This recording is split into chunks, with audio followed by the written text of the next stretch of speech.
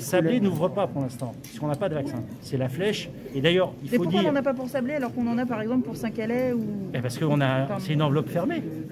Saint-Calais, on a conservé à l'avance des vaccins parce que je voulais qu'on ait une couverture territoriale à peu près la plus homogène possible. Et donc tout le sud-est n'étant pas couvert géographiquement, il fallait qu'on réserve des vaccins pour pouvoir ouvrir un centre à Saint-Calais. Et si on ne l'a pas ouvert plus tôt, c'est simplement parce qu'on n'avait pas les personnels pour l'armée. On ne pouvait pas imaginer en donner moins à Le Mans et dispatcher à Sablé. Le Mans, c'est quand même, c'est à la fois la ville principale et comme je disais, il y a plus de 26 000 personnes sur le bassin de vie du Mans qui ont 75 ans et plus. Et je ne compte pas les personnes qui ont des pathologies, des comorbidités qui vont venir s'ajouter. Donc on ne pouvait pas, avoir au Mans un nombre de centres ou un nombre de capacités de vaccination trop faible. Bon, en plus, Le Mans étant la ville-centre, il y a des possibilités de se déplacer.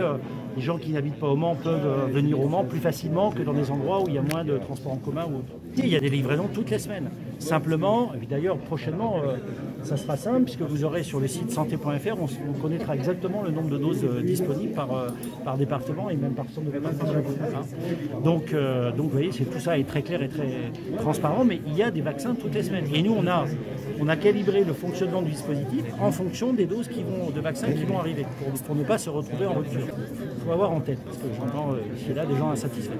Ce vaccin, il a été déjà développé dans des conditions de délai exceptionnelles. On n'a jamais vu un vaccin développé aussi vite. C'est une pandémie, c'est mondial.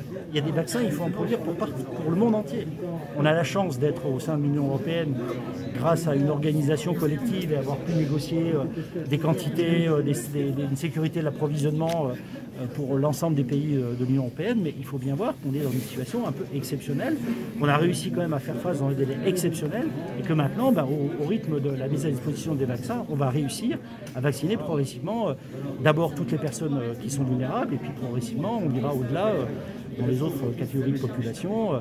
Il y a le nouveau vaccin AstraZeneca qui arrivera prochainement. Dès qu'on aura l'autorisation de mise sur le marché, on s'en servira. Et puis voilà. Et puis une fois que c'est lancé, ça va progresser, ça va avancer.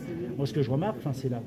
Parce qu'on s'est mis en place rapidement dans des délais très courts, grâce à l'appui notamment ici de la collectivité de la mairie du Mans, on a fait un exploit. Enfin, il faut comme nos concitoyens être conscients que la réponse a été très rapide et puis grâce aussi bien sûr à la mobilisation de l'ensemble des personnels médicaux, médecins, infirmiers, etc. On a réussi à un challenge difficile et maintenant on y va et on ne discute plus, on ne polémique plus, maintenant on vaccine.